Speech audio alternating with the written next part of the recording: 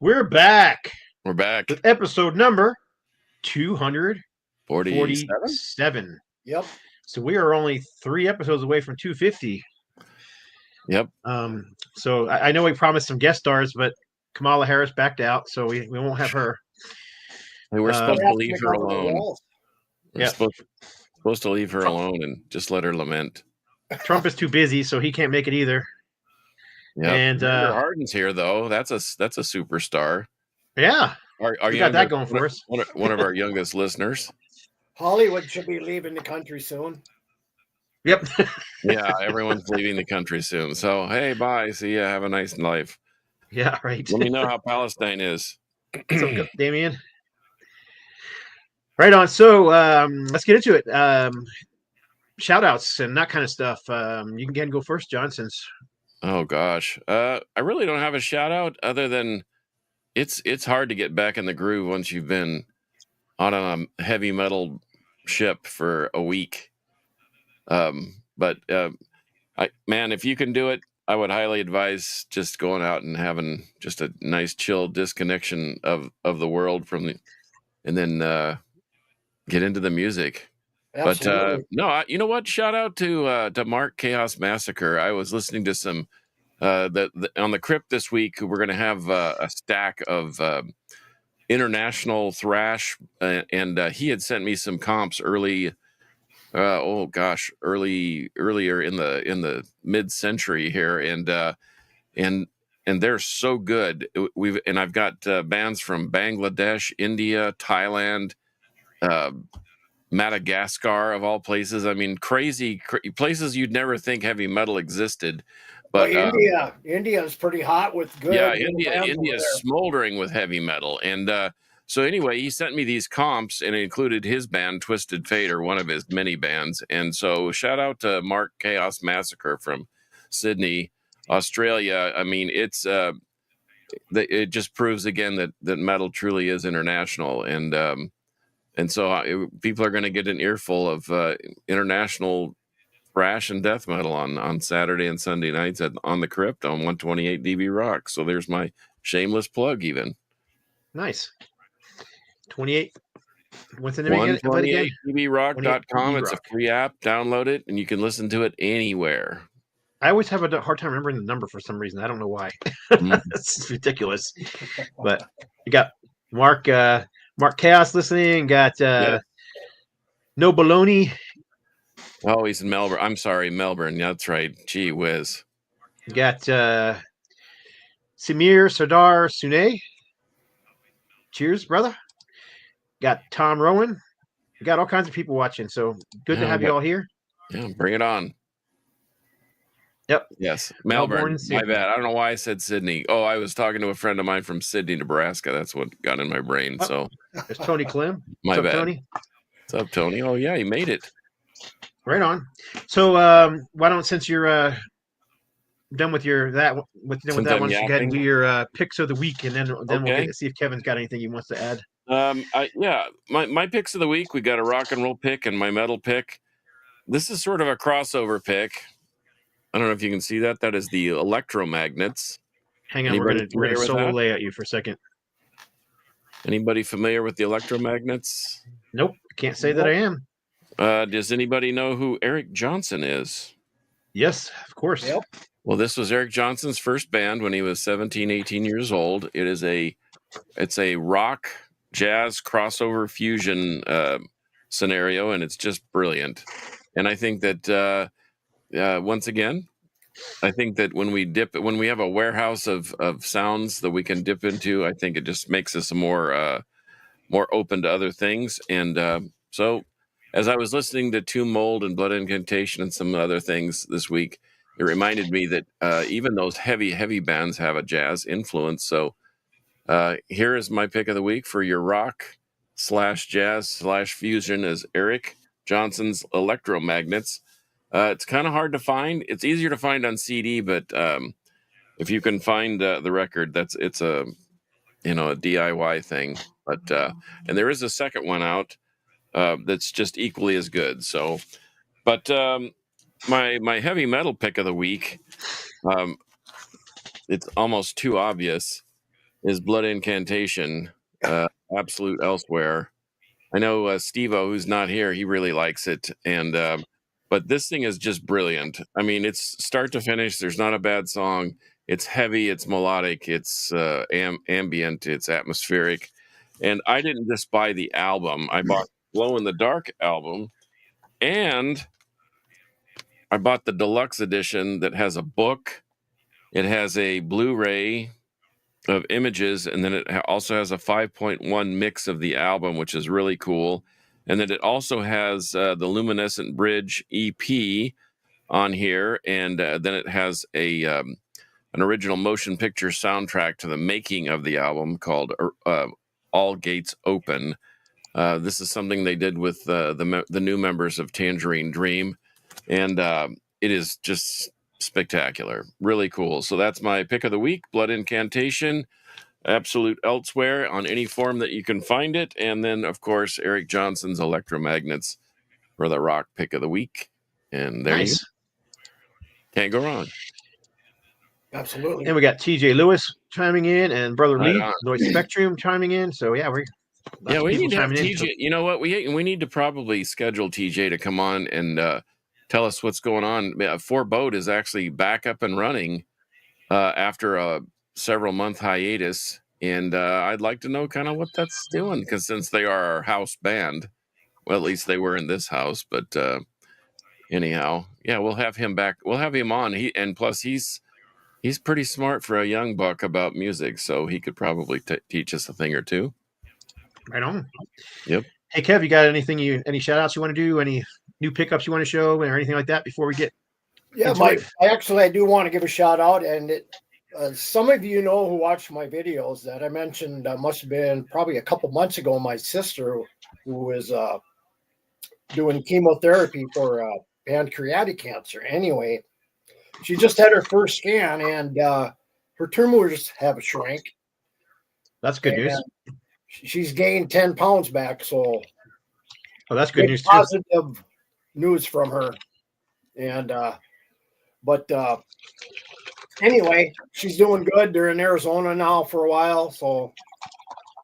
And another shout out goes to a band from the 70s. I wish would come out, or somebody would at least try to release this released by a band called Zaharas from 74.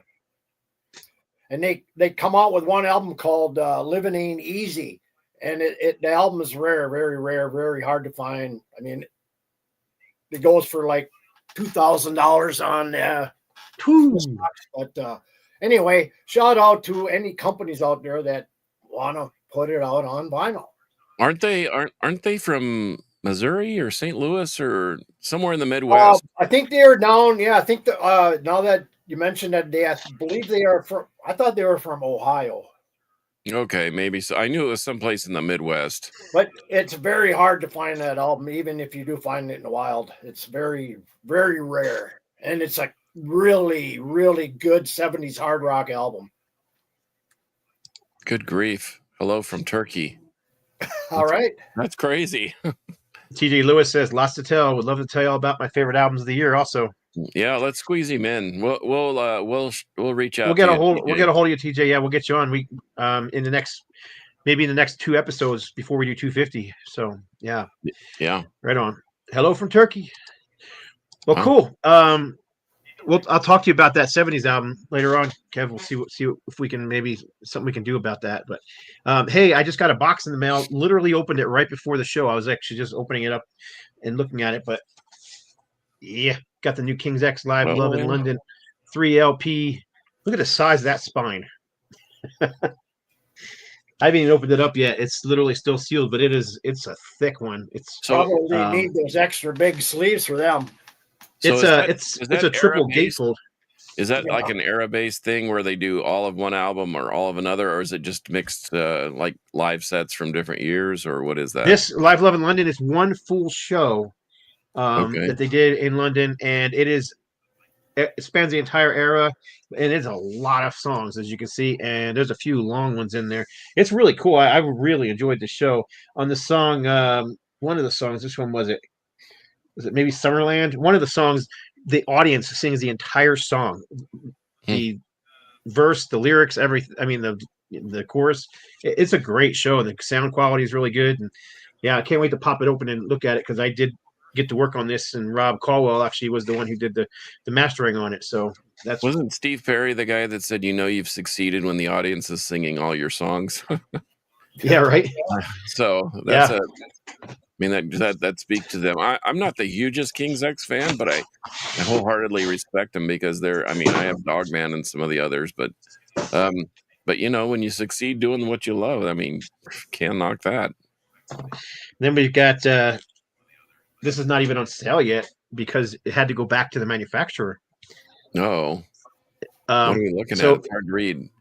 It's Starwood. Here, I'll make myself bigger. Soul layout. There you go. So it's the new Starwood. Well, not the new Starwood, but it's the new vinyl pressing of Starwood, which of course is just Lizzie Borden under a different name. I think I showed this not too long ago. It's a fantastic album. It's one of my favorite Lizzie Borden albums. Basically, I can't remember who died from the band. Somebody passed away in the band. There you go. That's the album. Somebody passed away in the band, and I guess they thought they were going to break up Lizzie, and so they moved on with the rest of the members and recorded Starwood. Well, then they ended up just going back to Lizzie Borden because nobody knew this even came out because nobody knew who Starwood was, which is a shame because this is literally one of the best. Killer Kevin, album. you have it. Yeah, it's killer. It's amazing Lizzie Borden album. I mean, it's here's not even knowing that this was Lizzie. And here's the reason it's going back. Do you see where the hype sticker is? Shouldn't it be up in the upper right corner? Yes, it should. Isn't it got to be turned? Yeah, it was an accident. So they shipped them all like that. So which is nice. I mean, when at least the record plant admitted, we made a mistake. So we'll come get him and we'll get him back to you in a week. So yeah, this will be going on soon. So I'm excited because I love this album. So I can't wait to pop it open. It's colored vinyl too. And I'll just see if it works on shorts. I can't do the jeans trick because I don't have jeans on. Let's see what the color vinyl looks like in here. It's supposed to be like a gold, like actual gold. We'll see. With all the colors out there, I find myself going just the basic black. Nope. Yeah, I usually go to black too, but this one doesn't. No, this is not gold. It's a bright orange color. So. Oh, I remember now. We were supposed to go gold, and they warned us that sometimes the metallic gold colors have noise in them. Yeah, a flake. It's because of the flake in there. Yep. So yeah, they didn't want to do it. This one hasn't even been announced yet, but Steve would have been excited about this one. Oh yeah, he would have. They're one of his local favorites. This is Stuck Mojo Rising. A pretty good record. I have that on CD still after my troll through the 90s. But it's a great album, and it sold like 3 million copies, I think. Yeah, 3 million copies sold already. Yeah, they were huge for a spell there. Yet it's never been on vinyl before. That was right when Sony CBS bought Combat, fired everybody but Cyclone Temple, including everybody, Exodus, all those bands, Devastation. I picked up some Stuck Mojo way back when you had to order it from, I think it was Nuclear Blast. You send in the money, then they'd send you to the CDs. And I got an Oops CD one day, and it happened to be Angel Dust Bleed. And nothing wrong with that. But it was there, and that was a surprise. That was a really good album, too. That's a ripper, yeah. What's up, Kevin? Kevin Gartland is checking in. Mr. Pickle checking in. Oh, Steve. Oh, yeah, we didn't even say. Steve, his daughter was doing something tonight, and he really wanted to be there for it, a performance of some sort. So he backed out, which is, of course, fine. That's what the Metal Roundtable is. It doesn't always have to be the same guys. That's why we call it a roundtable, so different people can be here. And everybody keeps asking where Rob is. Rob will be back at about 3 more episodes. So. And then one more. I got this one in the mail too, but I know this one doesn't really fit the show. But heck, I'm going to show it anyhow because I did the artwork for it. Johnny Lee, looking for love in all the wrong places. Did you get the looking right? Got the looking right on the vinyl. See that? Looking for love. That's right. The hype stickers in the right spot. G in there. And I love the way that logo came out. But there's the back. Yeah, it came out nice. I don't know. I know nobody can tell from here, but if you look really, I'm going to blow myself up so you can look. See if I figure out how to do this without knocking myself off. Solo layout. There you go. If you look really closely at the image, it's all done with dots. So it was originally a black and white photograph or a newspaper. A drawing. Yeah, it was a black and white drawing, and we turned it into. And I went into Photoshop and did some Photoshop magic and turned it into that. So what is it, like pixelation? I'll show you, because I wanted people to see the actual image without all the Photoshop tricks I did to it. So I put it on the inside. I haven't actually opened this yet. I'm opening it now for the first time ever. What the heck? Yeah, typically, just an FYI, Why not show some? I started using a lot more stipple or pixelation, as people call it, especially on detailed drawings like this. This is one of mine, and the shading is done with dots because it transfers much easier than. Oh yeah, wow, that's a big difference. That's the original drawing. That's crazy. That a friend of mine he's a fantastic artist. This is the kind of stuff he does. He's done several covers for me where he did the black and white, and then I turned it into color for the record company, and that's what we went with here. And the problem is with some of these legacy artists like this, where to find a photograph that you can actually use without being sued for copyright infringement is tough. Yeah.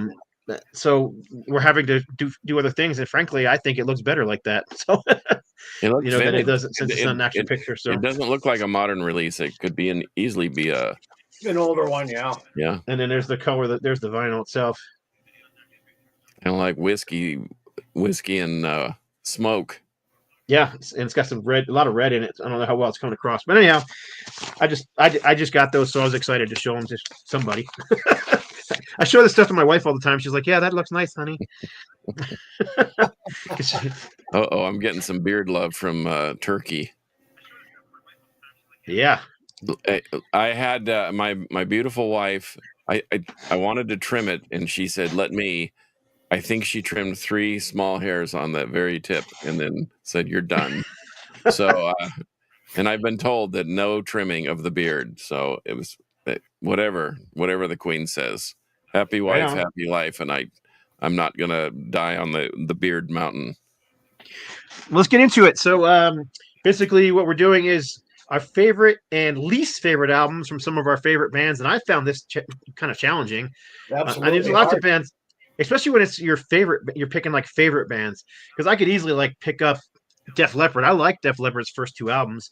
And I could easily pick up one of the 2 albums and then show anything else from the rest of the catalog that I think sucks, But they're not one of my favorite bands. So that's what was tough about it. Because I was like, okay, I'm looking at my Overkill section. I'm like, man, I love that album. Love that album. It's like, which album don't you love? Yeah. So that was my problem. So some of these may be our least favorites. That doesn't mean we think they suck. So I just wanted to make that. Some bands made it pretty easy, and and I'll start with the first one. How about that? Go ahead if you want. Absolutely, go for it. How about that? We'll go clockwise. Metallica. That's an easy one because favorite. I think that's probably this or Ride the Lightning are my favorite, and anything after this. And we can name a lot of bad Metallica records, including Lulu. People don't include that in their catalog, but Lars says that's part of Metallica lore is Lulu with Lou Reed. But yeah, I think after this, and I don't even have them. I used to have a couple copies of Lulu that a guy at a bookstore gave me, and I said I really don't want them, and he said no, just take them. And I said I just don't want them. I don't even want them on the shelf. And so I ended up giving away. I feel the same way about that one. I don't even own it, not even in CD form. So this is one of my favorite, Metallica Master of Puppets and or Interchange Ride the Lightning. I think those 2 are my favorite Metallica records. And then other than Kill 'Em All and a little bit here and there, like, there's a couple songs on Death Magnetic that are cool. There's a couple songs, of course, on Justice for All that are all right. But, everything else is really not my favorite. It's almost like they, Kill 'Em All. They fired their best songwriter in Mustaine, and then as Kevin Gartland is saying there, Metallica died when Cliff died. I agree. They lost their soul.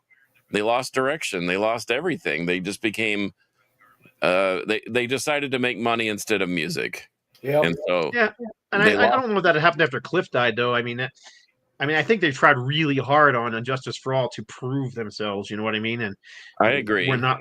But it's not my favorite album, but I don't think it's a bad album by any stretch of the imagination either. Yeah, didn't But say it was bad, but I mean, their quality of their work went really, really down. And T.J. Lewis actually just like Load and Reload more than Saint Anger. They're not my favorites either. I don't own them on vinyl. I have them on CD still, but there's a few songs I like. The song Fuel. Give me a fuel, give me a fire, give me that which I desire. I think that's a cool song. I mean, they could have put that on. Saint Anger, for all its blather that the negative blather that is, it actually has some good songs.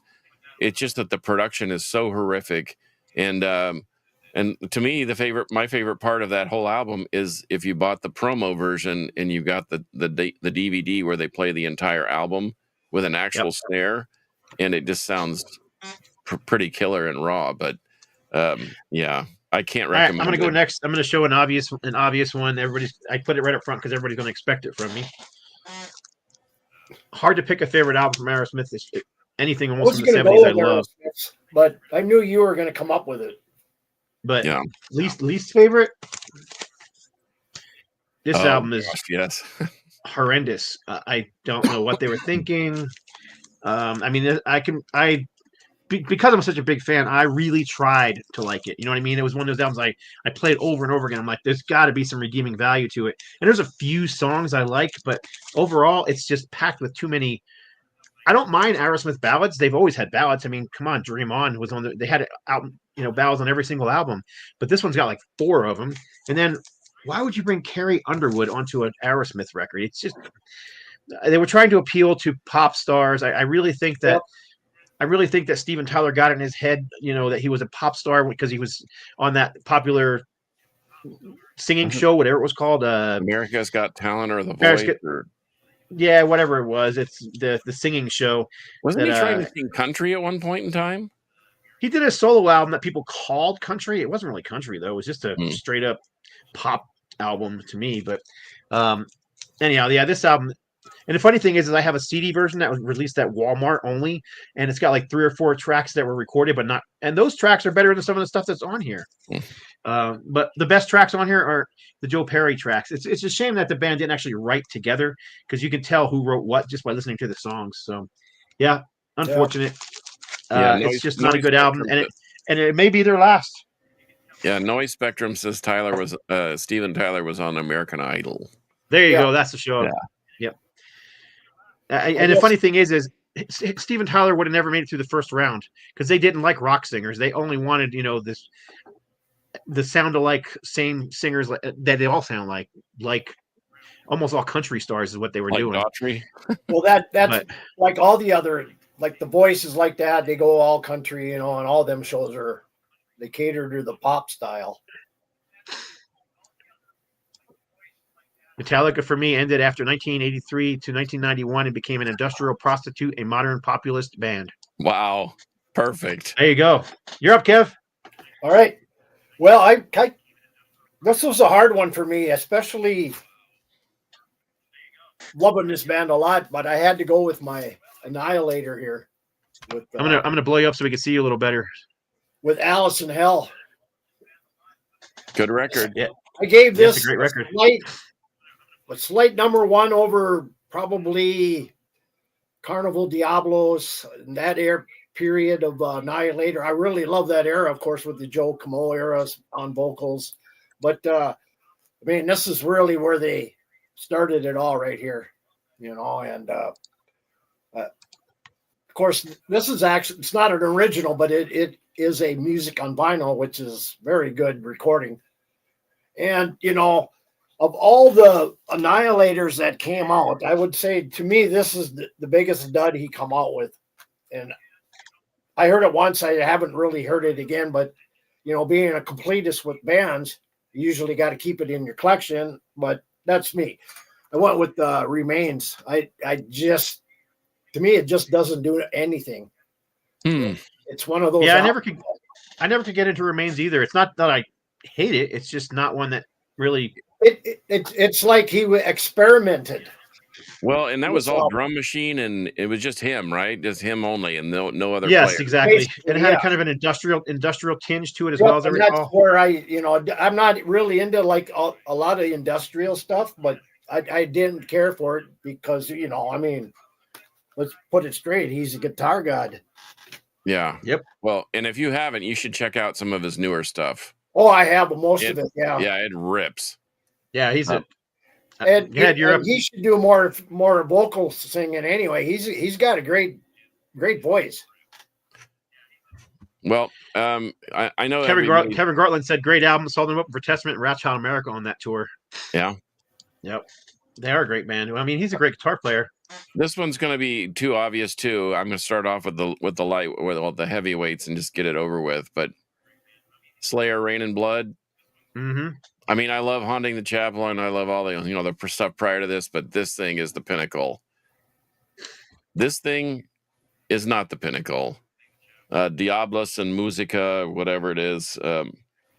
Yeah, not a big fan. It's not the worst thing. It's not Saint Anger. It's not Load and Reload, but it's Right. For a Slayer record, and that's the thing. I mean, if like Metallica, Load and Reload, if they were just some generic rock band from Walmart, those albums are pretty good. They sound good. The sound quality is good. The writing is decent. But is it a good Metallica record? No. And that's my opinion. You can take me in the parking lot if you want and fight me. But once again, I don't know what Slayer was doing. I don't know what they were doing. But this isn't the worst piece of music ever written, but it's just not a good Slayer record, in my opinion. I'll tell you what, of the big four, I think that album probably tops the worst of the rest of them. Hold that thought. Hold that thought. Oh, I guess I'm up. So this is another obvious one, but these, I mean, if anybody knows me, this is one of my favorite bands. But I couldn't pick. Man, the hard part on this one was picking the ones I liked the best. I was like waffling between 3 or 4 albums, so I pulled 2. I mean, Ask Me Tomorrow, and I may pull the first album, but I love Hotter Than Hell and Rock and Roll Over. I think they're 2 of the more heavier rockin' albums from Kiss. They're also the less overplayed albums from Kiss, probably which why I like them so much. But I mean, I just remember as a kid, man, songs like "Take Me" and those was such a heavy song for 1976 or what it was. Yeah. And then I think Hotter Than Hell just has got some great deep tracks. I've always loved Got to Choose, Going Blind, and Mainline and Strange Ways. Those are 2 tracks that never get played by them, but they're fantastic tracks. Yep. Now, I don't know if this will surprise people or not, but this is what I think is one of their worst albums. It's just too clean and poppy, and it sounds like a Heart album or a poppy Cheap Trick album. Is that the one with I Was Made for Loving You? Or no, that's Dynasty, and that track is weak, but the rest of that album at least has some decent songs on it. This one here, I don't dislike it. It's not like I hate it or think it's a piece of trash. I like the title track, Crazy Crazy Nights, but the rest of it is pretty forgettable. It's way thin in production. It's like I said, it sounds like late 80s Heart or late 80s Cheap Trick, and there's a reason for that, because the album was produced by Ron Nevison, who was having big hits with Heart and Cheap Trick and Ozzy.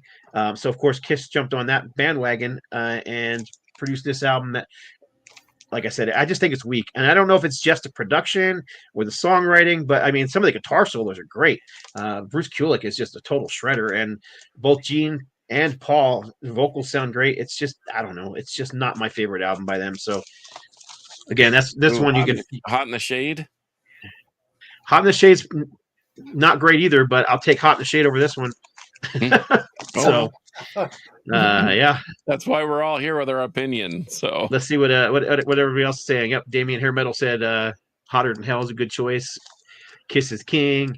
They call me Dr. Love. Sorry, I can't pay attention to the posts when I'm a very overrated band. It's just not into Kiss for me. Sorry, that's my opinion. That's fine, but I grew up with Kiss, so I love Kiss, and I actually could have pulled Kiss Alive as my favorite record. Almost did. Yeah. I know a lot of people love Makes crazy. it I know a lot of pretty people tight. love Crazy Nights, man. And it's just, it's not the Kiss that I love. That's all. You know what I mean? It's I'm kind of the odd one, you know. I never was a real big Kiss fan, but I do like Revenge and I do like some of the newer stuff. But other than that, I never really, I don't know, Kiss just wasn't one of the bands that I really got into. Yeah, I don't each know. their own. Caught in the Shade was pretty poppy too, but there's some songs on there I do actually like. So like I said on this one, I like the title track, but I can't remember one other track from there. And I saw that tour twice. I saw it in Philadelphia and I saw it in New Jersey. So anyhow, Yeah, you're my up, Kev. My parents right. weren't huge Kiss fans either. All right, now we're going to get into some one of my, Oh, I I'd say, love Crazy band that's Nights. probably in my top 3 of all time, and I kind of went with a later album. I love the early stuff. I mean, I grew up with it, saw them in '83 in Fargo, and I love the early stuff. But to me, this is when this album came out, this is kind of where they got their heaviness back, and I really love this Saxon Unleashed. Ah, Oh good yeah. one. You know, I think this was their second coming back, and you know they've been putting out killer albums ever since this one. You know, Was that after Killing Ground, or was Killing Ground next? no, can't think of what it was, but I think that was like their third or fourth after this, or second or third after this. Okay, I really like Kill. I think they really hit their stride with Killing Ground. But you're right, that's a good comeback record. Yeah, and again, I love the early days, but to me, this just did not do a whole lot for me. This Saxon here.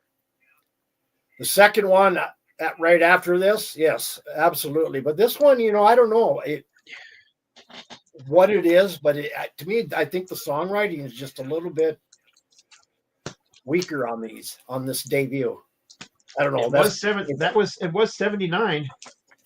So that's pretty early, but What's the one with the girl and the loss of innocence? What is the one with the girl with the apple? That thing is that's awful. Innocence is no excuse. no excuse. Oops. We lost him. I like it. Innocence is no excuse, frankly, but it's definitely more melodic. But since John is gone, I'm going to just go ahead and jump on this one because I pulled Saxon too. So I'll just go along with you. I had a hard time picking a favorite, though. I mean, I love all the newer stuff, but Yeah. Oh, John's back. Hang on one second. So I pulled Saxon. I pulled Saxon too. So I picked Strong Arm of the Law as my favorite. Although, like I said, ask me tomorrow and I could pick 10 or 12 others because I love Saxon and I have everything. I have my weakest album versions too. My weakest album is actually Rock the Nations. I thought this album was pretty weak from them. It was an obvious attempt at Def Leppard's success with Hysteria and whatnot. And I mean, and even the song that titles "Party Till You Puke." Would you ever expect Saxon to write a song called "Party Till You Puke"? No. It does have Elton John on here, so I mean that's kind of interesting. Doesn't make it a good album though. That's not interesting at all. That's ridiculous, is what it is. TJ Lewis said Innocence is my favorite Saxon record. I love Innocence too. I know a lot of people don't because they went for a more melodic sound, but it wasn't poppy. It was just more melodic. Well, this here is very poppy. Right when Unleashed came out, if you track back, to me, that was some of their weakest material 3 or 4 albums back. You know, I mean, I don't know. They just they didn't produce enough heaviness in their music. Well, that's it. And Damien Hair Metal agreed with me on the Nations is weak. But anyhow, somebody asked, let's see where to go. Fraser, if you're listening or watching, I think you are. Somebody wants to know what your favorite Saxon is. So go ahead and type it in. I'll put it up on the screen. All right. You're up, John. Once again, I can't seem to get out of the Bay Area, although, I mean, I guess Slayer's from LA, but Testament, The New Order. I love this album. I almost pulled them too, but I didn't. I really love the first one, The Legacy, but I really love The New Order. In fact, in a warehouse that I used to maintain when I had my own company down in Houston, they asked if they could shoot a video there, so they shot a video there. The New Order in an old warehouse down by the Houston Harbor Ship Channel, And so Testament, the New Order, really dig it. Could listen to this on the loop, and I really do like their approach to the greatest hits, quote unquote, with First Strike, Still Deadly. I really love that one too. But as far as an album goes, this is it for me. I have no clue what they were doing here with Demonic. Testament, Demonic, Chuck Billy trying to be death metal, I guess. I think this is I've had this and gotten rid of it at least a dozen times, and somebody gave it to me, and I just haven't gotten rid of it again. I can't even listen to it. It's that Mark Fields is right. There's great drumming. I think is this Gene Hoglan or is this? I didn't think it was terrible. It's funny though because I would have picked the same album as my least favorite. But isn't no Dogface Gods on there? No, I think that's Am I mixing it up? Yeah, it's the one with it's the one before that with James Murphy. Okay. I'm trying to see if vocals Chuck Billy, drums Gene Hoglan. Well, there you go. I mean, Gene Hoglan can make anything sound good, as we saw on the Headbangers Boat. I wasn't familiar with Death Clock, but man, I could sit there and listen to that dude play drums, and I don't care what the band is, but it just wasn't enough to make this a good record for me. So, but they just put it. I see that it's just been put out again on vinyl, and so somebody loves it. So to each their own. Like I said, yep, it's cool to have an opinion. I guess it's my turn. Again, another favorite band. I own probably 30, 40 singles from this band. I've got all their albums, and I buy anything this band puts out. And it's one of those bands where one of these days we're going to do a show where we show like albums that we have multiple copies of, and for why. But Scorpions, of course, picking a favorite album really tough, but I went with In Trance. Ask me tomorrow, I might give you a different answer because almost all the Yuli stuff ranks among my favorites, but even some of the. Yeah, but least favorite. Oh, I this know. Thing is, yeah. This thing is a pile of crap. Oh, yeah. Eye to Eye. My gosh, what the heck were they thinking here? Didn't you comment the last time we talked about this that you thought maybe an alien came down and abducted them and took them, and the alien did the record and then sent them back to Earth to put it out? Good. That's grief. exactly what I said, because it was. I think it came out in the year 2000, which was the year everybody was focused on. The computers were going to destroy the world. Yeah, right. The robots were. Yep, it was, or actually maybe 1999. So, yeah, I just found my review that I wrote back in 1999. 1999 was a very strange year. The entire world was worried about Y2K, when the computers of the world would all self-destruct and cause major devastation across the globe. Obviously, people were so concerned with this possible disaster that they totally missed the happenings in Germany. 1999 was the year the aliens landed in Germany and abducted the Scorpions, replacing them with some techno dance pop rock band. This simply has to be the case, as their 1999 release Eye to Eye isn't even remotely heavy metal. It's not even hard rock. It's barely rock and roll. What the heck is this? I have. So that was just the first paragraph of my review. So the rest of it, you can imagine, is pretty bad. I'm still recovering from upper respiratory issue, and if I laugh, I'm gonna cough. But some people are asking about the autograph on that In Trance. That was Uli's, right? That was Uli. Yeah, it's funny. I've got lots of Uli autographs. I've met him 3 times, but when he doesn't know you, that's how he signs it. Yeah, ULR. When he knows you, he'll sign, because I got this one signed. The first thing I handed him, I had 3 things to get signed. I handed him this, and he signed this first. And then I said, "Hey, Oli, good to see you again." And he looked up and he goes, "Oh," he goes, and the guy's got an amazing memory. He remembered me from all 3 times I met him. I was amazed that a guy that old had that good a memory. And then the rest of my stuff he signed his full name, and he actually the poster I got signed. Not only did he wrote my name on it, then he wrote Ulrich Roth, and then he wrote all 3 dates that he remembered me seeing me at on it. Wow, incredible! That is an incredible memory. I mean, I couldn't even remember the 3 dates that I see. I got to see him twice play up in Moorhead, Minnesota, and wow! I mean, the crowds were not very big, but damn, what a great show! Yep. there's no guitar solos on Demonic too. I didn't actually remember that. I'm almost tempted to listen to it again, just like maybe I missed something, but I bet I didn't. Yeah, you didn't miss anything by skipping on that album, Tim. Yeah. That album is just not good. All right. Yeah, you're up, Kev. All right, now we're going to get into, I like this album here is where really the band took off for me. And I mean, this is probably right in the middle of their catalog, maybe a little earlier, not much earlier than the middle, but Brainstorm and Liquid Monster.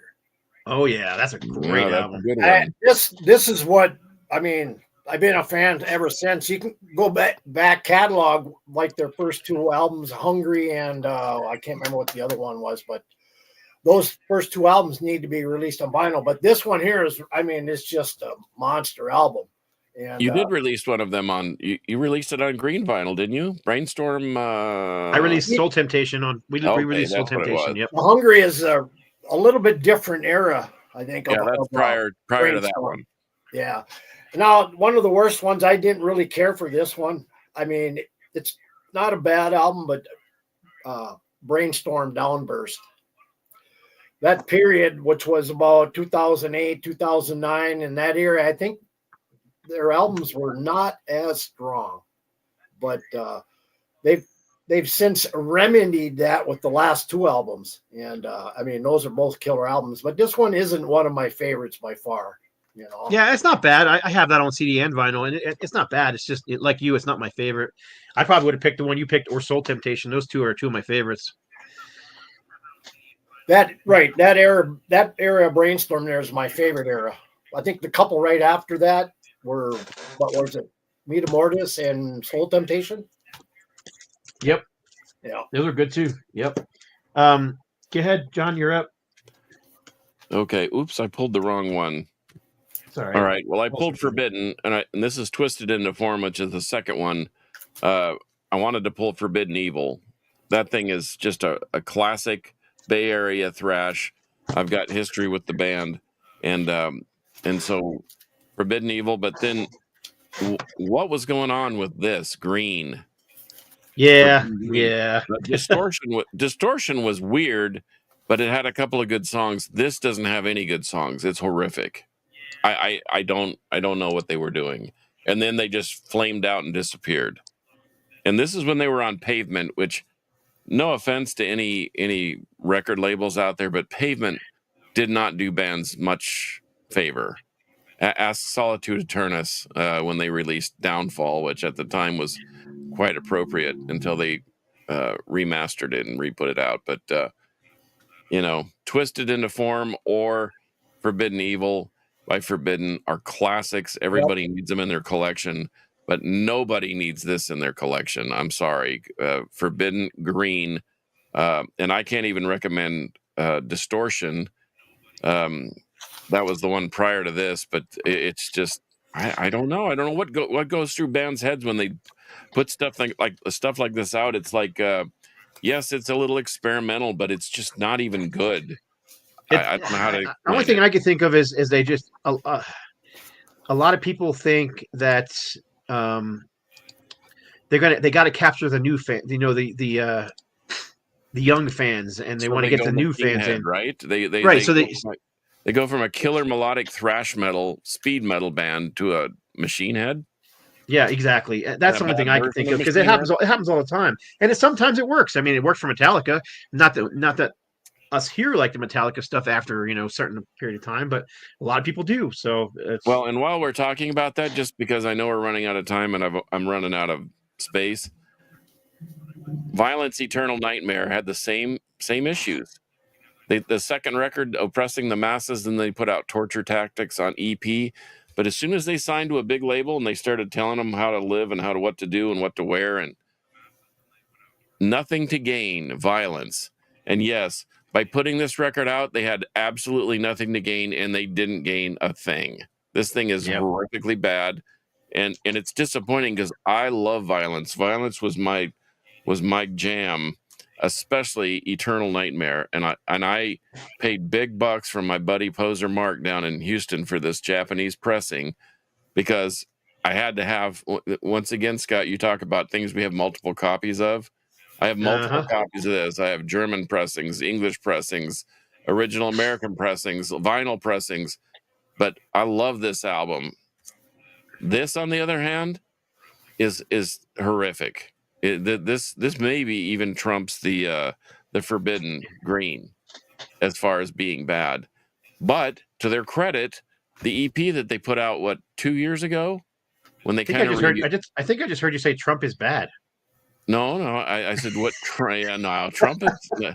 I don't want to go there. I know, just but teasing I'm not with you. moving to. I'm not moving to Somalia or whatever. I'm staying right here in the good old USFA. But that the EP that they just recently put out is a scorcher, man. That thing is really, really good. So they proved that they still have it. It just wasn't on this record, Right. And anyway, right on. Game. Well, let's move on to the next one. We're running out of time. Yep. So Grego said Ted Nugent is one of his favorites, and Ted Nugent's least is Little Miss Dangerous. So I did pull a Nugent album. Obviously, everybody knows I'm a huge Nugent fan. So again, I struggled with what is my favorite Nugent. God, Double Live Gonzo will probably be my pick, but I went with the studio album. I don't think you can go wrong with the first Ted Nugent album. This could be a POW pick. It should be in everybody's collection. No, it should be in everybody's collection. Agreed. Least favorite is not Little Miss Dangerous. I actually like Little Miss Dangerous. The song itself is a jam. Plus, I think that album has Painkiller and a couple other killer tracks on it. My least favorite is Penetrator. And that doesn't mean I don't like it. I do like it better than I used to. When I first bought this, I was like, what the heck is this? And I had to look up my review of this because I remember writing a review back in the day. And here's part of my review. This is not Ted Nugent, and this you're going to hear something similar to the Scorpions thing here. This was aliens who were pretending to be Ted Nugent to take over the world and with 80s pop music crap. It has to be the case because the keyboards drown out the guitars. Seriously, if it didn't say Ted Nugent on the cover, I would have guessed it was not. I wouldn't have guessed it was the Motor City Madman, except perhaps for the 5-second guitar solo opening. Other than that, where's the Gonzo Guitar Addicts? Where's the Blazing Leads? The extended jam songs? Where's the balls? Run away, run away. That's my review. That's my first paragraph of my review. Mm-hmm. So yeah, to me, it's the funny thing is though I actually do like this album now. You just have to think of it. You have to pull it away from the other Ted Nugent albums, and I mean it's not that far off from the Damn Yankees. So if you like the Damn Yankees, this album is very similar. It's got the vocalist on here who's is it Greg Howe? I think I could be wrong. I'm pulling that out of my butt because I can barely remember it. But Holmes still. What's that? It wasn't Derek St. Holmes anymore. No, not on this one. But in and out. Derek has been. I can't remember it. I'm gonna look it up because the vocals are great. Even he's a really good, clean vocalist. Let's see, lead vocals Brian Howe. Dang, I did pull that one on my ass. Brian Howe, that was in Metal Church. No, that's Mike Howe. He was in Bad Company. Bad Company, exactly. Wow. And as I recall, about 4 years ago. And then not long after that, the Damn Yankees ended up touring on that. Who is playing bass and drums on that record? Let's see here.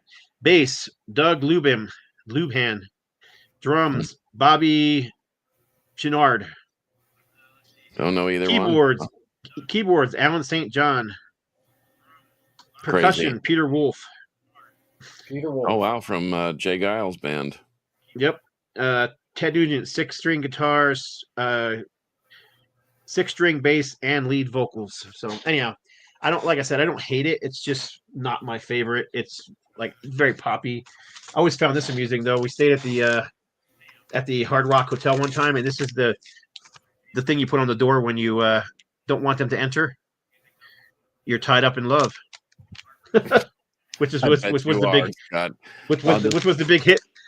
big hit from that album. So I had to steal that and put it in the record. Scott Waters. I'm not going to even touch that one.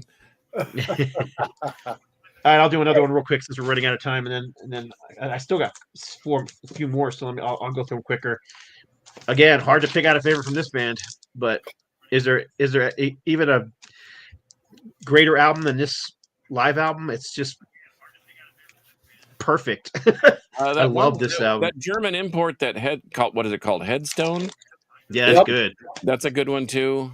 But to your point, yeah. Least favorite? Yeah. But Probably. you can see how much I hated that I had to actually get the Japanese version of it. Course, so because you're Scott. I don't hate it's UFO. I love UFO. I don't hate it. I think Phil Mogg was the only guy still in the band from the original band. I think Paul Raymond may have been on here as well, but it's just very 80s, clean, poppy. But yeah, like I said, I hate this one so much. I think I have 3 or 4, maybe even 5 copies of it. So I think a lot of bands in that time frame there were kind of weak on a lot of albums. Like Oyster Cult had some kind of weaker ones there. Nazareth had some weaker ones there. Just like what you just showed. I'm just gonna crank through a few more, then we'll get. And then Kevin, you can do some more. You can do yours. How about one of my favorite bands? Hard to pick a favorite. Really hard to pick a favorite. They have so many great albums. Least favorite? Oh, I can't hardly wait. Phobos? Really? You don't like Phobos? I do. It's just. I thought it might be Chronic. Nobody likes that, but there's some killer songs on that thing. This one's good too, but most people don't like it. But Negatron.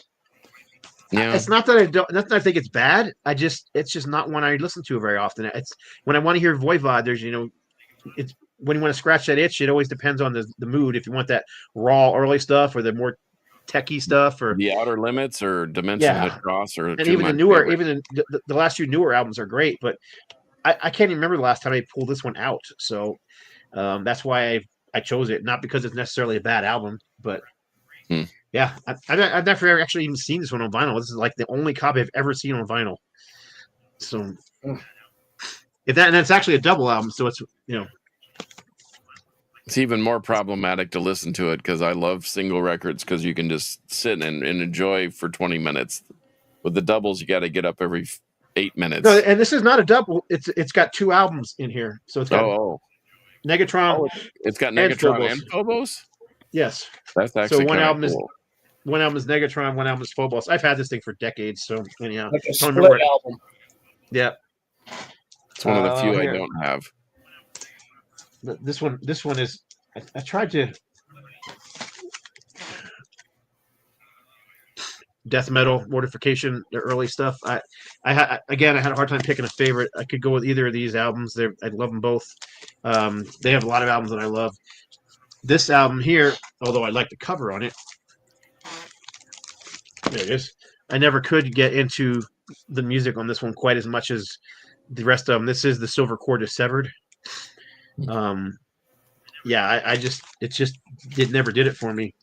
And I don't know what it is. It was kind of almost like they were going for a hardcore sound as opposed to these guys have been all over the place musically. They started off death metal, then they went thrash, and then they kind of started mixing all those styles together. But like I said, on this one, it was almost like they were going for a hardcore sound or something. It's just not my thing, although I do love the cover. It is literally a guitar made out of a hip bone and a spine, or bass rather, not a guitar. Kind of reminiscent of the Bebop Deluxe skull thing. The skull, similar. But if you look closely at the strings, the strings are kind of separating. So the cord is severed, and that being can you see it? It's kind of hard to see. It's obviously strings wouldn't actually do that. But it would just boing. But the silver cord in the Old Testament of the scriptures is your life. So if it's severed, you're done. Gotcha. So there you go. There's your Bible lesson for the day. The downside of the double Voivod is that albums are missing tracks, according to Tim Eaton. Where we go here? Man, I'm sorry, guys. I got really behind on the No Love for Wango Tango. Love Wango Tango. Yeah. Let's see. Here we go. Uriah Heep. Yes. Wishbone Ash. Vandergraaf Generator. All good stuff. Yes. Love the Amboy Dukes too. Big fan of Amboy Dukes. So, all right. I'm going to do. How much time we got? We got enough time to do a couple more, and then I'll give Kevin the rest of the time. I got a couple. Oh, do you? Okay. Yeah. Except Hard to My argue favorite that for one. sure. You got both. Of course, you have to have both covers. Of course you do. And then again, I don't dislike this album. It's just my least favorite Accept album. Eat the Heat. I don't mind that Because album. I like it. But I it don't doesn't mind it sound at all. like it. It doesn't sound like Accept. Vocally. Yeah, and he's a great vocalist. I absolutely think he's a fantastic vocalist. But I actually think there's 2 songs on here that are absolutely killer. XTC. That if Udo would have sang that song, that would have been a huge hit for them. That latest David Reese album is really good, though. David Reese is a great vocalist. I love the stuff he's done outside of, and I don't dislike this. Like I said, it just doesn't sound like Accept. It sounds like some American, pop metal band, with the exception of a few songs, Ecstasy and maybe Generation Class. But like, it's not a bad album. It's just my least favorite from one of my favorite bands. That's all. I'm going quick as I can. I got 4, so You can go. We'll have Kevin go. We'll stay. I mean, we got time. Hard to pick a favorite from Judas Priest, but I went with. Oh yeah, I tried to do the same thing, but if you don't pull Demolition, then I don't know what I'm going to do. It's not Demolition for me. I don't hate Demolition. I can't stand this album. Wow. I can't get through it at all. There's a couple songs on here that I don't mind, but come on, man. Turbo Lover, Parental, we don't need no. It's just so freaking corny. Anyhow, I know people love it. I know it's controversial. It's just I don't love it, but Turbo is the worst. Okay. All right. Yeah, I could have picked Demolition too. Go ahead, Kev. All right. Couple here. One of my favorite, this studio UFO Live Fawcett. This is actually a remaster, so it has double album set. You got the first studio album on here, and then it has 2 sides of live material. But one of my favorite UFOs. It's got the original cover on there too. Yep. One of my least ones is The Visitor from UFO. I don't know. It just didn't do a lot for me when I first heard it. To me, it's kind of like the Blue Oyster Cult, Curse of the Hidden Mirror. Is that a recent one? Because I've never seen that before, to be honest with you. This one here? It's one is kind of hard to find nowadays. But this isn't the greatest one, but it's not bad, but my least. And then we're going to stick into early stuff with classic Status Quo with Pile Driver. I mean, this thing just rocks front to back. Visitor was 2009, John. Okay. But anyway, this is some good stuff here. And then one of my least favorites is Ain't Complaining. You know, some of it is just a little bit too light for me, but, every band experiments goes into different directions. And I got 2 more, and then I'll give her to John. Oh, WFO? Man, I love that record.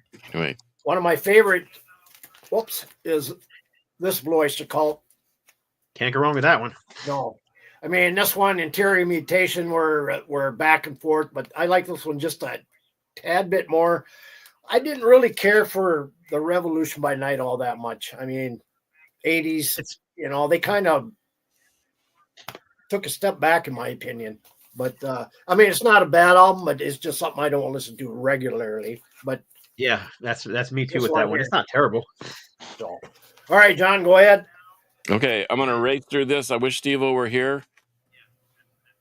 Sacred Reich, Ignorance. I finally got out of the Bay Area. I love this album. It's a classic. However, I don't like this one as much. Not, in fact, I love Independence. I think it's an underrated gem. Didn't you just re-release it? Or no, that was Heal. Heal, yep. Okay.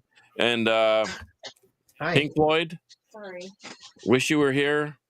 I love this album, but what on earth were they thinking when they put this garbage out? Yeah, that was pretty bad. The Endless River. Yes, it was endless. It was painfully endless. Wasn't that a few years back they put that one out? Yeah, it's like, oh, new Pink Floyd. Well, it wasn't new Pink Floyd. It was just scraps. Yeah. It was just leftover stuff. Yeah. There was actually one song that actually had lyrics. Okay, I'm almost down to the last one. Black Sabbath. This is what it started all up for me. I do like A Master of Reality. I love Volume 4. I love Paranoid, but I don't love Forbidden. Black Sabbath, Forbidden. Tony Martin. Yeah. I just don't get it. I've had it on vinyl, and once again, kind of like the Testament Demonic, I've had it, got rid of it, had it, got rid of it, had it, got rid of it, and then it's part of the, like Kevin, you said, I'm a completist, so I got to have it in the collection. I just picked up the box set of that, which I didn't. I've heard the remix is way better. Well, Yeah, maybe I should address that. Really good. But this one goes out to Rob and to Fraser Dawson. My favorite Osric Tentacles is Live Under Slunky. This is how I started listening to them. I heard this in a record store at Vinyl Edge. He's familiar with that down in Houston. And my least favorite is none of them, because they're all fantastic. So that's all I have. Cool. Awesome. I got a few more. I'll be very quick. Actually, I got one more. Yeah, I just only have one more. So this, again, picking a favorite, I could have picked any of the first 3 albums by Raven. Okay. I love this band. Seen them live many times. I didn't pull Anvil, but I could have pulled them too, but we only had 10. So least favorite, The Pack is Back. It's just a weak album. Yeah, I guess it is kind of a weak record. Oh, it's just like that Ted Nugent album that I showed earlier. Yeah. What is it with bands that get signed by Atlantic Records and then Atlantic Records totally ruined them? Made them change their sound. Hey, we're going to bring in a producer. They're going to make you sound great. And it makes them, though, too, man. It makes them sound like a cartoon band. And Give Me Some Lovin'. I just, even the band doesn't like this one, and they don't play anything off of it ever. So it's kind of, this is basically like their Cold Lake, I think. They came back hard after this with the album Mad, and everything after it I love, including the Mad EP. But yeah, this thing is just it. They went, they let the record label tell them what to do, and I don't blame them. I mean, they were getting bigger and bigger at the time. They were becoming a stadium band, but then they put this thing out and they lost their core audience. So, and there wasn't really a hit. I think if they would have had a big hit on here, it might have done better for them. But the other thing is according to Raven, the label didn't do anything to promote the album either. So, which I could or may or may not be true. I don't know, but back cover is kind of cool with the lockers full of all their equipment and stuff. All their gear. But, yeah, that's not very cool though. Sorry. No, like I said, I don't hate it. It's just a weak album from them. And yes, somebody asked, are you talking about Celtic Frost? And yes, I was talking about them. I actually like Cold Lake, but I know the band hates it. I got Tom one more band here. Tom Warrior won't even Tom Warrior won't even let that album be reissued. All right, here is it. I started out with the Hammerfall Renegade. I looked at them, but I was having a hard time picking one I hated. This one, to me, is where it really grabbed me. But, even earlier than that is their little EP they had put out before that. Yeah. Because this came out actually 4 years before this one came out. So, but anyway, and then one of my least ones is this Infected album.